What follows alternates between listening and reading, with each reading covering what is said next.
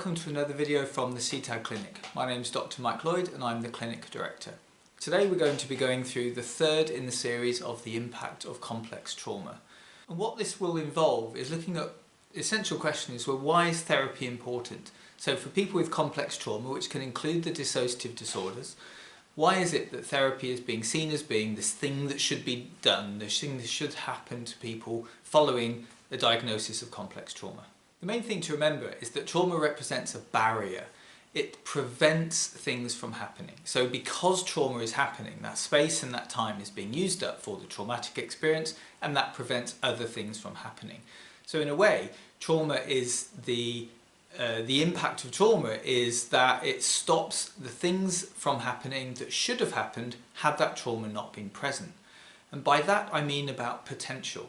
So what trauma is a barrier to realising the potential of the individual, of yourself. If you are a traumatised person, then that trauma has prevented you from fully realising the potential because so many resources of the brain, of the energy, of everything in your life has been taken to try and repair the wounds of that trauma.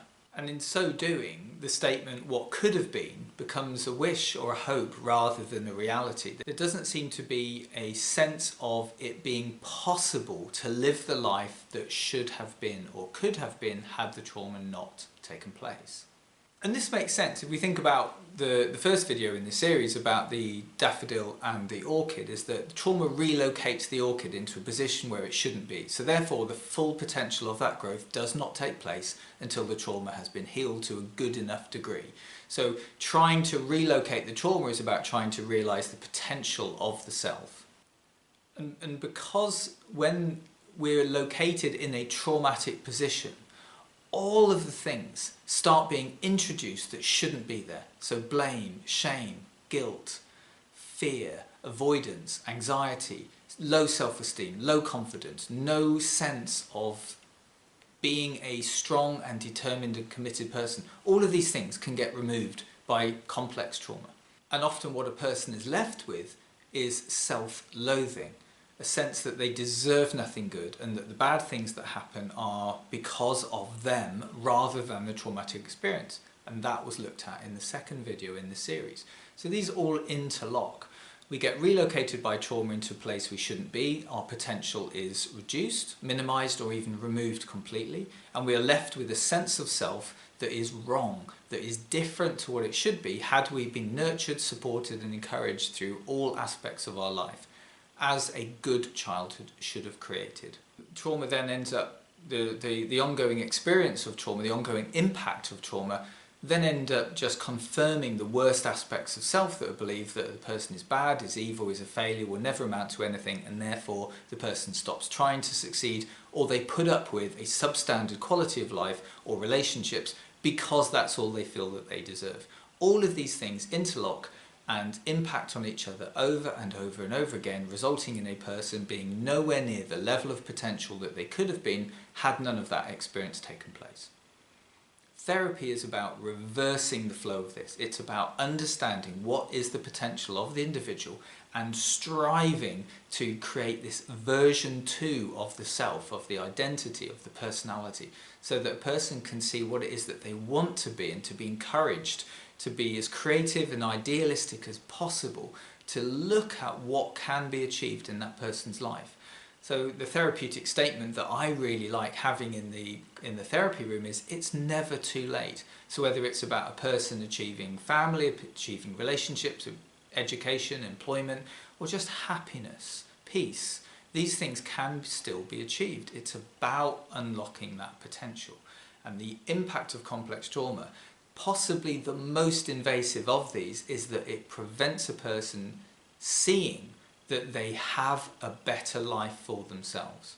The narrative of therapy is about the gradual adding in of hope, that there is a different path that can be travelled, so that the barrier that complex trauma places in, the things that get taken away because of the need to defend against complex trauma, these things can start being added in small ways, perhaps in homework tasks or in little behavioural experiments, whatever they might be, but the gradual realisation of the individual that they can achieve the things that they want to achieve. and I start looking at very simple things like, say, cooking or understanding about walking or reading or getting back to activities, hobbies, anything that a person can see as being a way of understanding that they can still achieve small things to big things to great things. There's no reason why that can't happen. So therapy then becomes a potential unlocking tool. It allows the person to develop forward momentum. Sure, it is important to go back into the trauma and have some understanding of what took place, but not to necessarily do this sort of forensic examination of every bad thing that ever happened to the individual, but to try and understand what was being missed because that traumatic experience was taking place. So, for example, instead of being able to understand what a good holiday might feel like because the person never went on holiday because they were being hurt or neglected or whatever it might be in childhood, is to encourage that person to start working towards experiencing a holiday for the first time.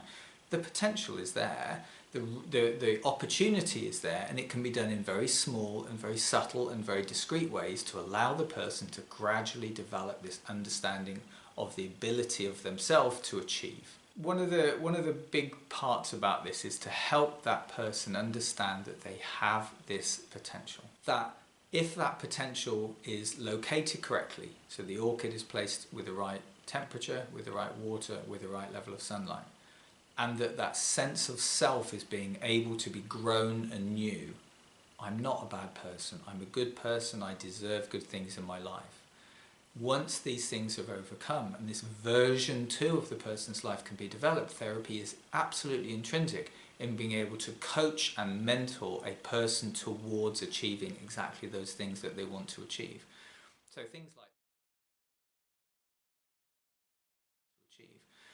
things like the development of a wish list. It's not about being wishes, it's looking at this as a reality statement, that these are the things that I will achieve in my life, to develop that confidence, to overcome the barriers, to overcome the challenges and the problems, and see that failure does not mean a failure of the self. It's just a way of being able to see that I try and I fail, I try, I fail, and one day I will try and I will succeed. And complex trauma, in a way, prevents someone believing that they can succeed, and therapy is about replacing that with a positive sense of self and ambition and aspiration and hope for the future. So where complex trauma removes, therapy hopes to replace. It doesn't give the person these things, it won't give them family, it won't give them resources, it won't necessarily do those things. What it does is it develops the confidence for the person to go out and achieve those things, and it supports them and it encourages them, and it acts as a cheerleader throughout the entire process, which is why it can take a long time. And sometimes long-term therapies are what is needed in order for a person to fully realise their potential and have the ability to practice developing that potential and be supported and nurtured throughout the whole process. And that's why I really like doing long-term therapies with people with complex trauma, because it's a whole journey process. It's not about taking them on one step of the journey and then leaving them to it. It's about following them through the entire journey, and then you can see it right at the very end exactly what has taken place, and that potential has been unlocked, and that person is then off and free and doing all the things in life that they should have been able to do right from the start. So I hope that this series, this short series, it hasn't covered everything. It's covered 3 essential things that I think are important. It's about why a person might wilt under the wrong conditions of complex trauma, why they develop this narrative of negativity towards themselves as a result of complex trauma, and why they feel that they can't succeed and they can't move forward. And if we can change all of those 3 factors, that gives people a great toolkit with which to then proceed into their life and get on and do all the things that they want to do. I very much hope that this series and this video and the whole series has been important. I will continue to come back to the role of complex trauma and the impact of complex trauma throughout the videos, included or not included with dissociation, because that is an important part of complex trauma. Let's see where we go with the next set of videos. So I hope these have been useful, and I look forward to receiving your comments in the section afterwards. So in the meantime, take great care of yourself.